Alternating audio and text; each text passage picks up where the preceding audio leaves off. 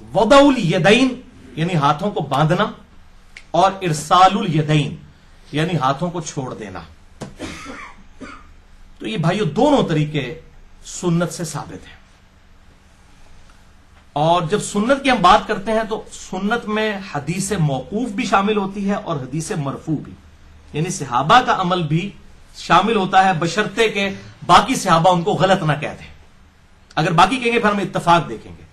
जैसे कि मुअव्वदतैन के मामले में इब्न मसऊद रज़ी अल्लाह ताला अन्हु के साथ बाकी लोगों का इख्तिलाफ था, और उनका रुजू भी ज़ाहिर शामिल साबित हो जाता है, क्योंकि उनसे तवातुर से जो क़िराअत आई है इमाम हफ्स की, उसमें मुअव्वदतैन मौजूद है। तो सहाबा का इजमा हुज्जत है, या किसी इंडिविजुअल सहाबी की बात भी हुज्जत हो सकती है अगर बाकी लोग मुखालफत ना करें। मुखालफत आ जाए फिर हम देखेंगे जमहूर की राय क्या है। तो इरसालुल यदैन यानी हाथ छोड़कर नमाज पढ़ना, नबी सल्लल्लाहु अलैहि वसल्लम से भी ऐसी हदीसें मिलती हैं, लेकिन कोई उसूल मुहद्दिसीन पर साबित नहीं है।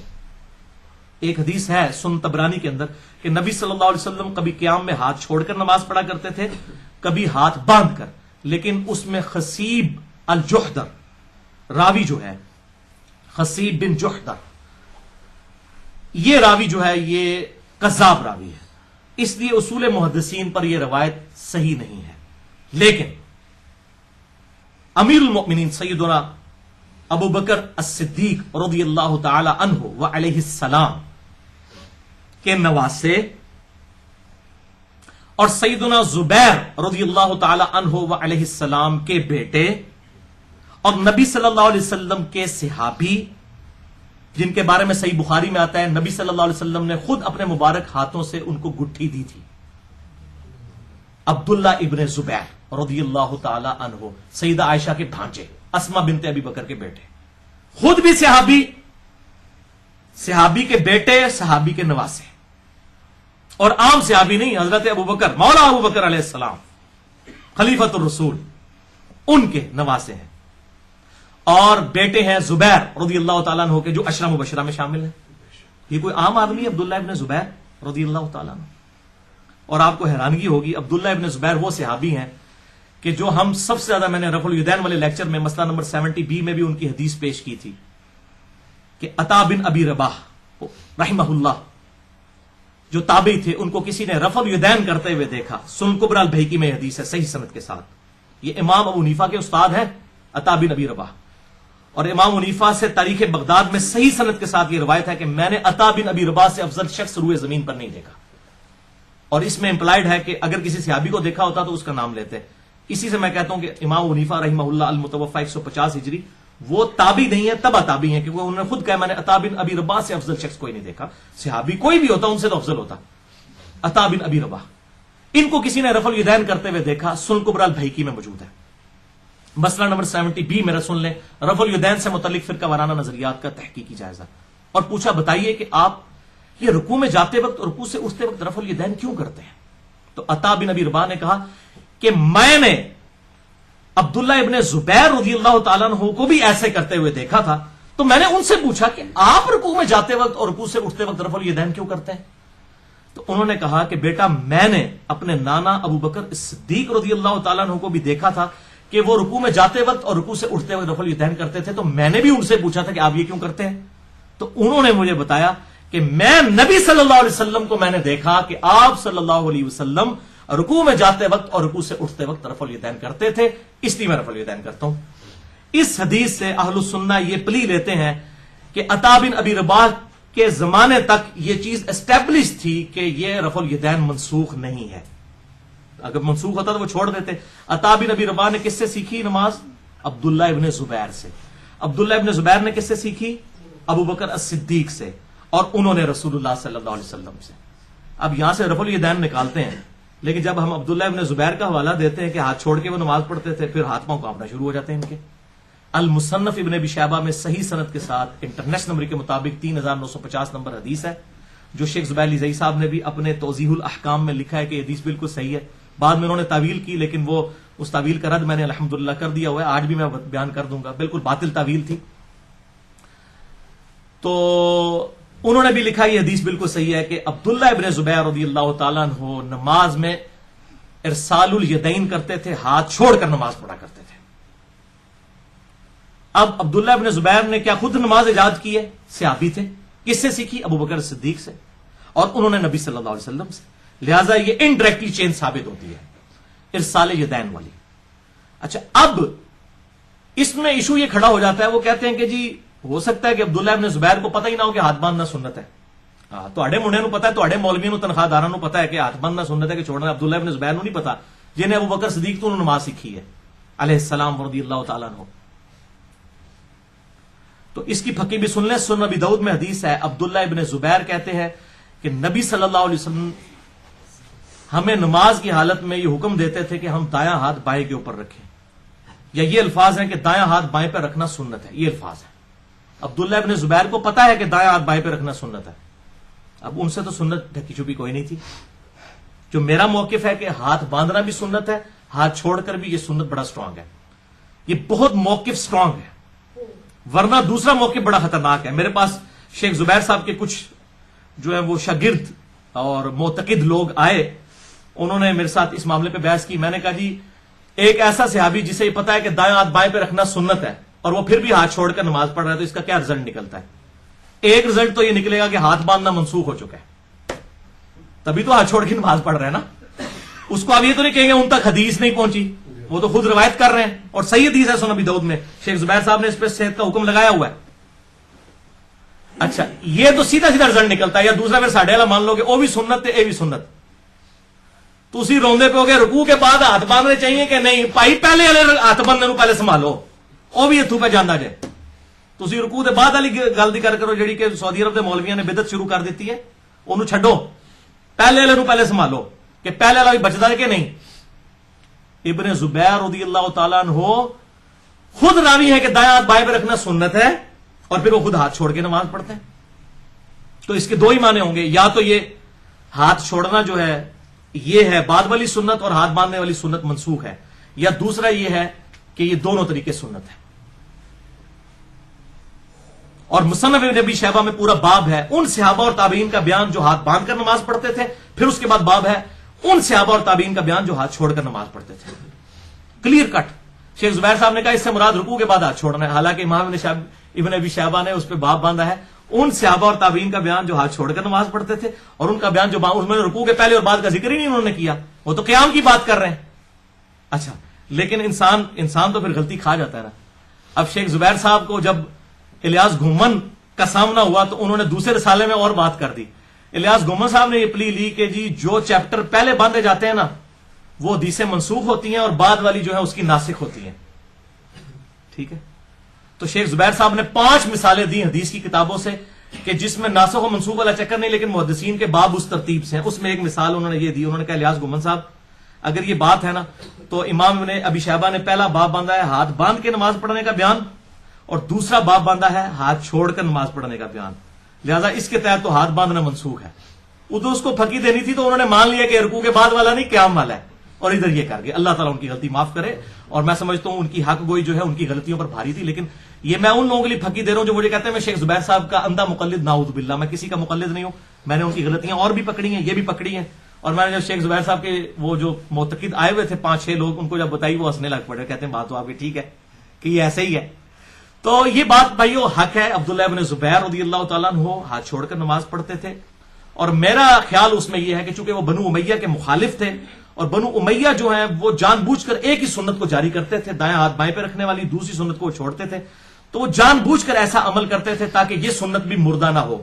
جیسا کہ سیدہ ام حبیبہ کے بارے میں آتا ہے، ابو سفیان رضی اللہ تعالیٰ عنہ کی بیٹی اور ہماری ماں اور حضرت معاویہ بن ابی سفیان کی بہن رضی اللہ عنہم اجمعین، کہ ان کے جب والد فوت ہوئے، بخاری اور مسلم دونوں میں آتا ہے، 3 دن جب گزر گئے تو انہوں نے اپنے جسم پہ لا کے رنگ دار خوشبو ملی. تو لوگوں نے کہا تہاڈا پیو مر گیا تسی خوشبو مل. انہوں نے کہا میں یہی بتانا چاہتی ہوں کہ اللہ کے محبوب صلی اللہ علیہ وسلم نے فرمایا تھا کہ جو عورت اللہ اور یوم آخرت پر ایمان رکھتی ہے اس کے لیے جائز نہیں ہے کہ وہ کسی میت کے اوپر سوگ کرے 3 دن سے زیادہ، سوائے اپنے خاوند کے 4 مہینہ 10 دن. میرا باپ فوت ہوا ہے، 3 دن سے زیادہ سوگ نہیں ہوگا، اور میں نے یہ خوشبو ملی ہے تہاڈا قبلہ درست کرنے واسطے.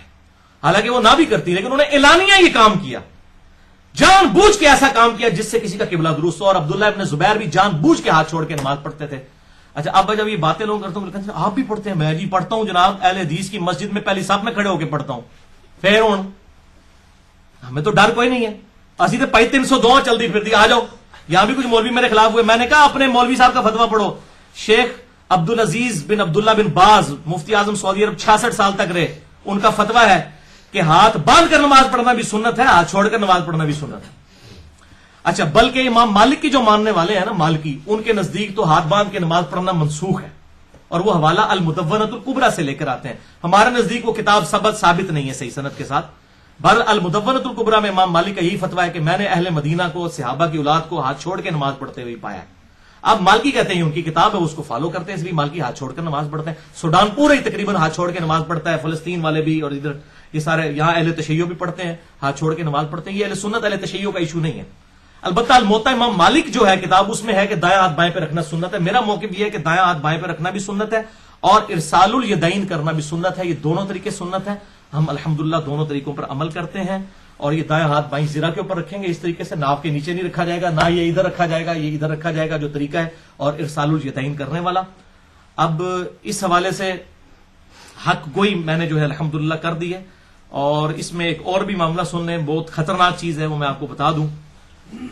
سیدنا ابو حمید سعدی کی جو حدیث ہے 10 صحابہ والی, وہ ڈیسائسو حدیث ہے ویسے, اور میں وہ اہل تشیع کی وہ کتاب نماز پیمبر نہ پڑھتا امین الحسینی صاحب کی, تو میں نے تو حدیث کئی بار پڑھی تھی. میں تو ساروں کی کتابیں پڑھتا ہوں. اگر ہماری کتاب سے کوئی حوالہ دے رہا ہے تو میں نہیں کہوں گا تسی پائیے حوالہ کی تو دیتا ہے. بھائی ابو داؤد میری کتاب ہے, مجھے حوالہ دیا جائے گا تو میں مانوں گا. بخاری مسلم میری کتابیں ہیں, میں رفع الیدین کی حدیثیں بھی مانوں گا, اور بنو امیہ کی بدمعاش حکومت کے خلاف والی حدیثیں بھی مانوں گا. مجھے تو کوئی تکلیف نہیں, میں کوئی منکرین حدیث تو نہیں ہونا. باقی تو ساری منکرین حدیث ہیں, تقریباً سارے مکاتب فکر کے لوگ, اکثر یہ جو ہے منکرین حدیث ہو چکی ہے, اپنے مطلب کی حدیثیں مانتے ہیں. اور دکھ سب سے زیادہ مجھے غصہ آتا ہے اہل حدیث کے اوپر, کیونکہ بریلوی دیوبندیوں نے تو پہلے ڈکلیئر کر دیا ہم تو اپنے بزرگ بابوں کے پیچھے. اہل حدیث نام بھی حدیث کا لے, پھر بھی اپنے بابوں کے پیچھے چلیں, انہوں تو میں نہیں چھڑتا. اور گستاخانہ عبارتوں میں مجھے سب سے زیادہ غصہ بریلوی دیوبندیوں پہ آتا ہے, اہل حدیث پہ کم آتا ہے. میں کہتا ہوں خصوصاً بریلویوں کے اوپر کہ آپ کو تو کہا گیا سارے گستاخ رسول ہیں, اور تواڈے جو بابیاں دے میں گستاخیاں کڑیاں نے, ہن مامے انہاں دا دفاع کردے ہو تسی. اشرف علی رسول اللہ تانوں غلط نظر آندا سی, ہن چشتی رسول اللہ دا دفاع کردے ہو. تو ہر معاملے میں مجھے پھر غصہ آتا ہے اس حوالے سے. شیعوں پہ بھی آتا ہے جب یہ صحابہ پر لعن طعن کرتے ہیں. میں کہتا ہوں یہ تم ایک طرف کہتے ہو معاویہ کو مانتے نہیں ہیں, دوسری طرف وہی بدعت جو ان کے دور میں جو ہے ممبروں پر مولا علی علیہ السلام پہ لعنت شروع ہوئی, تم اسی کی پھر دفاع کرنے, اسی سلسلے کو آگے لے کے چل رہے ہو. تو تم تو شیعان معاویہ اور شیعان علی تو ہے ہی نہیں ہو. تو ساروں کے معاملہ ہے, یہ غصہ جو ہے کسی ایک کے اوپر نہیں ہوتا. وہ کہتے ہیں بعض میں کہتا ہے جس کی دم پہ پاؤں پڑ رہا ہوتا ہے وہ کہتا ہے ساڑھے تو غصہ کھا رہا ہے. میں الحمدللہ حق بات کرتا ہوں, ڈنکے کی چوٹ پر علمی اختلاف کریں, گالی گلوچ نہ کریں. اور آپ دیکھیں الحمدللہ میرے خلاف جتنی ویڈیو اسٹڈی میں ہے نا, آپ دیکھیں گے کسی نے کوئی آیت حدیث پیش نہیں کی ہوئی ہے. یہ گمراہ ہو چکا ہے, اس کو ایران سے فنڈنگ ہوتی ہے, اسے سعودی عرب سے فنڈنگ ہوتی ہے, یہ کسی مدرسے کا نہیں پڑھا. او خدا دا نہ پڑھی لکھی گل کرو, لوگ کہاں نہیں جے کھاندے, تسی کہاں کھاندے ہو نا, لوگ کہاں نہیں کھاندے, لوگوں کی عقلاں نے. الحمدللہ لوگوں کی عقلیں ہیں, لوگوں کو پتہ چل رہا ہے کس ٹون سے آپ بول رہے ہیں, لوگوں کو پتہ ہے یہ بات دلیل سے ہو رہی ہے, یہ نہیں ہو رہی. آپ لوگوں نے گھاس کھانا چھوڑ دی ہے, مولوی صاحب آپ بھی گھاس کھانے چھوڑ دیں. اب لوگ دلائل کے اوپر بات کرتے ہیں. تو ابو حمید سعدی کی حدیث جو ابو داؤد میں 730 نمبر ہے, 10 صحابہ کی موجودگی میں انہوں نے نماز کا طریقہ بتایا. نبی صلی اللہ علیہ وسلم کی وفات کے 30 سال بعد, جو اہل حدیث بھی کہتے ہیں ہماری بنیادی دلیل ہے کہ 30 سال تک تو صحابہ کو کوئی پتہ ہی نہیں تھا کہ یہ منسوخ بھی ہوئی ہے, یہ جھوٹا جو انہوں نے پروپیگنڈا نے کیا ہوا ہے. اس میں کیا الفاظ ہیں؟ ابو حمید سعدی 10 صحابہ کی موجودگی میں, اور 11ویں خود. میں کہنا اے 11 سرکاراں, تسی 11ویں دی سرکار, اے 11 سرکاراں نو منو, 11 سرکاراں, اور صحیح واقعی 11 سرکاراں, 11 کے 11 صحابی ہیں. ابو حمید سعدی نے 10 صحابہ کی موجودگی میں اور 11ویں میں خود سب کو کہا کہ میں تم سب سے زیادہ رسول اللہ صلی اللہ علیہ وسلم کی نماز کا طریقہ جانتا ہوں. تو انہوں نے کہا کہ اچھا. کسی نے نہیں کہا کہ بھئی جناب سانو دسن دو. انہوں نے کہا ہاں جی ابو حمید سعدی, جو آپ دعویٰ کر رہے ہیں, آپ تو رسول اللہ کی صحبت میں اتنا عرصہ رہے بھی نہیں ہیں, آپ تو بالکل اینڈ پہ مسلمان ہونے والے ہیں. شکر ہے وہ اینڈ پہ مسلمان ہوئے تھے. یہ کہتے ہیں نا بعد میں منسوخ ہو گیا تھا, وہ بھی پٹھا گول ہو گیا. ابو حمید سعدی کو باقی صحابہ نے کہا آپ تو بالکل تھوڑا عرصہ ہی حضور کے ساتھ رہے ہیں, آپ نے تو صحابیت بڑی تھوڑے عرصے کے لیے اختیار کی ہے, آپ تو بالکل اینڈ پہ مسلمان ہوئے ہیں. تو آپ کہہ رہے ہیں کہ میں تم سب سے زیادہ رسول اللہ کی نماز سے واقف ہوں. پھر انہوں نے یہ نہیں کہا کہ بیٹھا, انہوں نے کہا ٹھیک ہے ابو حمید آپ حدیث بیان کیجئے. سنن ابی داؤد کی طریق میں بیان کر رہا ہوں, ترمذی میں بھی ہے لیکن ابو داؤد والی 730 نمبر, مشکات میں بھی موجود ہے لیکن وہ ابو داؤد والا طریق نہیں ہے, وہ ہے طریق ہے ترمذی والا. ابن ماجہ اور ترمذی کا. میں ابو داؤد 730 نمبر, جسے شیخ البانی, شیخ زبیر لزئی, سب محدثین اس کو صحیح کہتے ہیں. امام ترمذی نے خود کہا ہے اس حدیث کو حسن صحیح, خالی حسن نہیں, حسن صحیح. اچھا, تو ابو میں سعدی کہتے ہیں کہ جی نبی صلی اللہ علیہ وسلم, اچھا ان صحابہ نے کہا آپ نماز کا طریقہ بیان کیا, ان کا سنو پھر. نبی صلی اللہ علیہ وسلم جب نماز شروع کرتے تو اپنے دونوں ہاتھ کندھوں تک اٹھاتے. کندھوں سے مراد ہتھیلیاں کندھوں کے برابر, انگلیاں کانوں کی سیدھ میں. یہ کانوں تک بھی اس کو کہتے ہیں, کندھوں تک بھی اس کو کہتے ہیں. میں نے رفع الیدین والا لیکچر دیا مسئلہ 70B میں بتایا. تو آپ صلی اللہ علیہ وسلم جب نماز کا ارادہ کرتے, اچھا اب جب کوئی بندہ نماز کا ارادہ کرنے آئے گا تو وہ کیا ہاتھ باندھے ہوئے کھڑا ہوگا؟ وہ تو نارمل حالت میں کھڑا ہوگا نا, ارسال الیدین کر کے. تو جب نماز کا ارادہ کرتے تو اپنے دونوں ہاتھ کندھوں تک اٹھاتے, اس کے بعد ہر ہڈی اپنی جگہ پر آ جاتی واپس. ہر ہڈی اپنی جگہ پہ کہاں پہ واپس آئے گی؟ جہاں سے سٹارٹ لیا تھا اس نے, یعنی ہاتھ چھوڑ دیے, ادھر سے ہی کھڑے کیے, ادھر ہی چھوڑ دیے, ہر ہڈی اپنی جگہ پر واپس آ جاتی. تو آپ صلی اللہ علیہ وسلم سورۃ الفاتحہ پڑھتے, باقی چیزیں ساتھ پڑھتے. اس کے بعد جب رکوع کے لیے جھکنے لگتے, پھر دونوں ہاتھ کندھوں تک اٹھاتے, پھر رکوع میں جاتے, پھر رکوع سے سر اٹھاتے, پھر دونوں ہاتھ کندھوں تک اٹھاتے, پھر ہر ہڈی اپنی جگہ پر آ جاتی. اس کے بعد پھر وہ کہتے ہیں رکوع میں جو ہے وہ اپنے دونوں ہاتھ گھٹنوں پر رکھتے, سجدہ کرتے ہوئے اپنے دونوں ہاتھ کانوں کی سیدھ میں رکھتے اور سر کو اس کے درمیان رکھتے.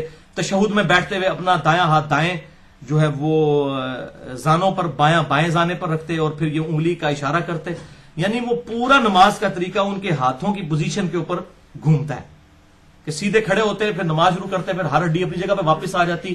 اچھا, اس طریقے سے وہ بیان کرتے ہیں. جب اینڈ پہ وہ کرتے ہیں, اینڈ پہ تورک بھی وہ بتاتے ہیں, اور تورک جب آخری رکعت ہوگی, چاہے 2 والی ہو یا 4 والی ہو, تورک ہوگا, آخری رکعت میں تورک ہوگا. تو انہوں نے 4 رکعتوں والا بتایا کہ تورک کرتے تو پھر اینڈ پہ سلام پھیرتے.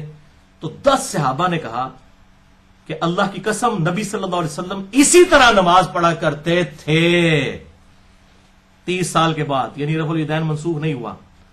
اچھا, 10 کے 10 صحابہ نے, کسی نے نہیں کہا کہ حضرت تسی مین رکن ہی چھوڑتا ہے کہ جب نبی صلی اللہ علیہ وسلم نماز شروع کرتے تو دائیں ہاتھ بائیں پہ رکھتے. وہ ہر جگہ بتا رہے ہیں. رکوع میں کہتے ہیں گھٹنوں پہ رکھتے, یہ بالکل بازو سیدھے ہو جاتے, کمر سیدھی ہو جاتی, جو ہے تشہد میں رازانوں پر رکھتے. ایک ایک ہاتھ کا وہ اشارہ بتا رہے ہیں, اور سب سے بڑا اشارہ انہوں نے سکپ کر دیا. چلو انہوں نے سکپ کر دیا, باقی لوگ بھی تو کہتے, اور بھائی انہوں نے باندھا ہی نہیں تھا ہاتھ. یہ ہے اصل بات, ارسال الیدین ہی انہوں نے کیا تھا.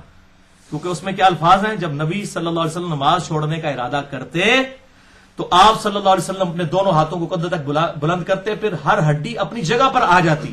اپنی جگہ پر کہاں آتی؟ جہاں سے سٹارٹ لیا ہے. تو نماز ہم یہاں سے سٹارٹ لیتے ہیں یا ارسال الیدین سے سٹارٹ لیتے ہیں؟ ارسال الیدین سے. لہذا یہ مرفوع حدیث ہو گئی 11 صحابہ سے کہ آپ صلی اللہ علیہ وسلم ہاتھ چھوڑ کے نماز پڑھتے تھے. چیلنج کریں اس حدیث کو, سنن ابی داؤد کی 730 نمبر. عبداللہ ابن زبیر کے اوپر فتوے لگانے والے ابو حمید سعدی کی حدیث جو لیے پھرتے تھے نا رفع الیدین کے اوپر, سب سے اسٹرانگ حدیث وہ یہ ہے. پھر بخاری اور مسلم کی متفق علیہ حدیث ہے. اب آپ ان لوگوں کو تو بھول جائیں کہ جن لوگوں نے رکوع کے بعد ہاتھ باندھنے شروع کیے ہوئے ہیں. وہ تو بھائی کس باغ دی مولی نے, انہوں نے تو دور تک راہ نہیں چلبڑی. اسی لیے شیخ البانی رحمہ اللہ نے جو اپنی نماز والی کتاب لکھی ہے, انہوں نے اس میں لکھا ہے بدعۃ نجدیۃ, یہ نجدی علماء کی بدعت ہے رکوع کے بعد ہاتھ باندھنا. یہ شیخ البانی محدث اعظم سعودی عرب, انہوں نے یہ لکھا ہے بدعۃ نجدیۃ, رکوع کے بعد ہاتھ باندھنا. اور اس میں جا کے احمد بن حنبل کا فتویٰ لے آتے ہیں کہ جی وہ خدا کا نام, کتاب و سنت کی بات کرو. احمد بن حنبل نے کیا فتویٰ دیا ہے, انہوں نے کہا میں سمجھتا ہوں کوئی حرج نہیں. انہوں نے حدیث پیش کی ہے کہ رکوع کے بعد, ان سے پوچھا کہ ہاتھ باندھ لیجیے رکوع میں, کہتے ہیں میں کوئی حرج نہیں سمجھتا. تو بھائی احمد بن حنبل ہوں یا امام ابو حنیفہ ہوں, دونوں جو ہے وہ کتاب و سنت کے دلائل پہ پیش ہوں گے. ان کا فتویٰ ذاتی ہے, وہ ہمارے لیے کوئی حجت تو نہیں ہے. خدا کے لیے کتاب و سنت کے دلائل کی بات کریں, یہ والی باتیں چھوڑ دیں جو یہ کہتے ہیں نہیں فلاں کا فتویٰ فلاں کا فتویٰ. یہ امت کا اجماع ہے ارسال الیدین کے اوپر, ارسال الیدین پہ اجماع ہے امت کا. حنفی, شافعی, مالکی, حنبلی, اہل تشیع, اہل سنت, سب کے سب رفع جو ہے وہ ارسال الیدین کرتے ہیں رکوع کے بعد. رکوع کے بعد والے ارسال الیدین کے اوپر اجماع ہے. پہلے والے کے اوپر 2 آراء ہیں باندھنے, اور بعد والے پہ سب کا اجماع ہے. میرا دعویٰ آپ دیکھ لیں, عملی تواتر مسلمانوں کا ہے. ورنہ جب رفع الیدین چھوڑا تو امام بخاری نے جز رفع الیدین لکھی کہ نہیں, اور یہاں پوری امت نے رکوع کے بعد ہاتھ باندھنا چھوڑ دیا بقول ان علماء کے. تو کسی صحابی نے کسی محدث نے کتاب کیوں نہیں لکھی ہے کہ پوری امت گمراہ ہو چکی ہے, رکوع کے بعد ہاتھ باندھنے چاہیے, یہ سنت چھوڑ دی ہے لوگوں نے. ہاں جب چھوڑی تو کتاب بھی آ گئی ہے. شیخ البانی نے کتاب لکھ دی ہے کہ یہ بدعت کی ہے انہوں نے, جدو کام پایا نے ادو دیکھ لو کتاب بھی آ گئی ہے. جس طرح امام بخاری نے जुज रफल यदैन लिखी थी। जब रफल यदैन के लोग दुश्मन पैदा हुए, अब रुकू के बाद हाथ बंधवाने शुरू किए, तो शेख अलबानी ने किताब लिख दी है अल्हम्दुलिल्लाह। और बुखारी और मुस्लिम की मुत्तफकुल हदीस है, वो जो सहाबी तेजी से जिन्होंने नमाज पढ़ी थी, उसमें क्या अल्फाज है? आप सल्लल्लाहु अलैहि वसल्लम ने फरमाया, जो नमाज आपने फरमाया सुकून के साथ वुजू करो, फिर क़याम करो, और क़याम के बाद बिल्कुल सीधे खड़े हो जाओ, बिल्कुल सीधे खड़े हो। ये बिल्कुल सीधा खड़ा होना ये होता है? नहीं।